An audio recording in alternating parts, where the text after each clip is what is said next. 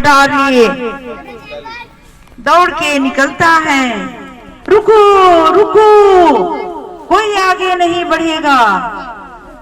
बेचारे सप्तऋषि रुक जाते हैं। वो कहता है खबरदार, इस रास्ते से जो कोई जाता है उस पे मेरा अधिकार होता है। कोई भी मुझसे बिना पूछे आगे नहीं बढ़ता। तुम लोगों के पास जो भी सामान है चुपचाप उतार के रख दो, और नहीं तो देख रहे हो कटार, इस कटार से तुम लोग मारे जाओगे। ये आवाज थी, किसकी आवाज थी? डाकू की आवाज। अभी हम तुम लोगों से पूछेंगे डाकू कौन था, तुम्हें बताना पड़ेगा। फिर उन लोगों ने कहा भाई हम लोग तो सप्तऋषि हैं, मेरे पास कुछ नहीं है, हम लोग सन्यासी, हम लोग पास क्या है? कुछ नहीं। तुम लोग झूठ बोल रहे हो, सब छिपा के रखे हो। फिर उन्होंने कहा पहले ये तुम बताओ, ये जो तुम मारने काटने की बात कर रहे हो, मार के छीन झपट के ले जा रहे हो अपने घर पे, इसका तुम क्या करते हो? कहीं छीन झपट के ले जाते तुम्हारे घर में हमारे माता पिता छोटे भाई बहन सब लोग हैं, सबका पालन पोषण होता है इसी से। उन्होंने कहा, सप्तऋषियों ने कहा ऐसा है तो मार काट के ले जाते हो, खाते सब लोग हैं, लेकिन पाप का भागी कौन बनेगा तुम्हें पता है? क्या पूरे घर वाले बनेंगे, और क्यों? क्योंकि खाते तो सब लोग हैं। कभी नहीं, पाप तो तुम कर रहे हो, मार रहे हो तुम, लूट रहे हो तुम, तो भागी क्यों बनेगी?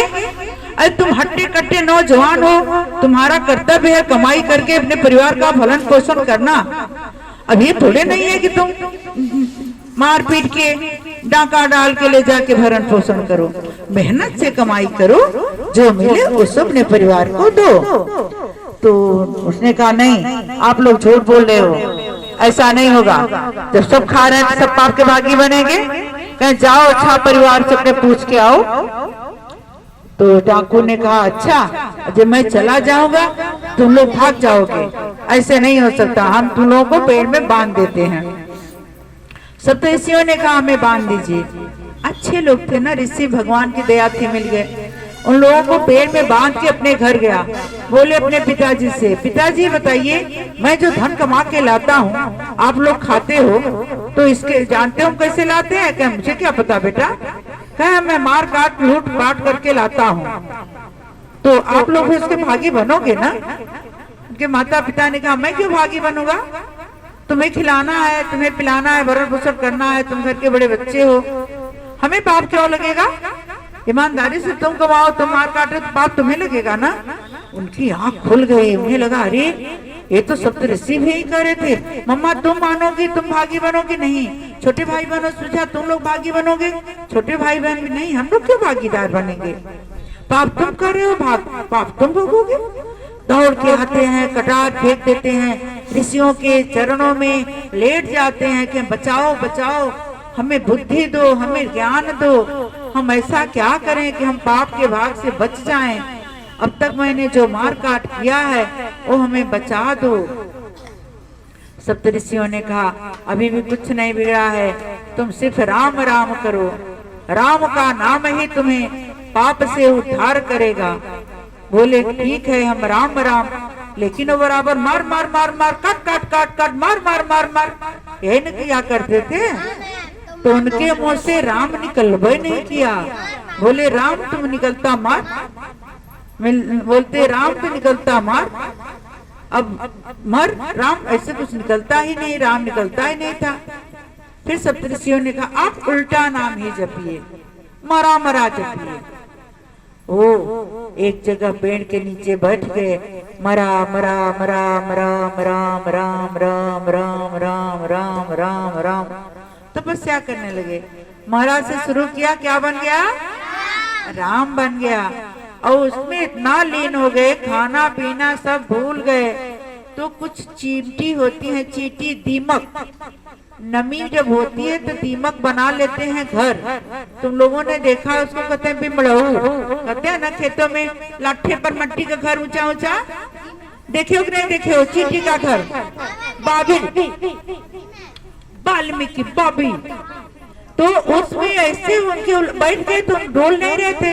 अब दीमक कुल घर बना लिए, उनके ऊपर मिट्टी एकदम बना ली, उनकी आंख भर से बकुली थी, मुल्लू मुल्लू मुल्लू, सारा मिट्टी से उनके घर पर शरीर पर मिट्टी बन गया, मिट्टी का घर छिप गया। किसी ने आके देखा, कहा अरे ये तो ऋषि मुनि है, ये तो कौन है, दाढ़ी बड़ी बड़ी हो गई थी तपस्या करते करते, कौन है? भगवान उन पे प्रसन्न होते हैं, उन्हें दर्शन देते हैं, उन्हें जगाते हैं। फिर उनका नाम हुआ भगवान वाल्मीकि, महर्षि वाल्मीकि, क्योंकि बल को उनको छेक लिया था, इसलिए उनका नाम क्या बना? वाल्मीकि। वाल्मीकि छोटी की मात्रा क में होगी और म में क्या होगा? बड़ी की मात्रा। वाल्मीकि। यही कुआर पूर्णिमा के दिन उनकी जयंती मनाते हैं, शरद पूर्णिमा के नाम से भी जानते हैं हम लोग। तो फिर आगे चल के वाल्मीकि ने रामायण की रचना करी। तुम लोगों को पता है, जब सीता जी को उनके गांव वालों ने अपमानित करके निकाल दिया कि तो रावण के घर गई थी, 1 महीने रही है, पता नहीं कैसे राम ने अपने घर में रख लिया। राम राजा थे, तो राम ने अपनी प्रजा की संतुष्टि के लिए सीता जी को घर से बाहर निकाला। उस समय सीता जी के पेट में बच्चा था, उस समय उनको शरण दिया था वाल्मीकि ऋषि ने। अपने कुटी में ले गए, वहीं पे रही, उनका बच्चा हुए, नाम रखा लव और कुश। वाल्मीकि जी ने रामायण लिखा, वाल्मीकि रामायण। रामायण की रचना किसने किया है? वाल्मीकि, संस्कृत में किया। आगे चल के अब 1600 में तुलसीदास ने उसको रामचरितमानस के रूप में लिखा, तो जन जन के मुंह पे हो गया। बोलो महर्षि वाल्मीकि भगवान की।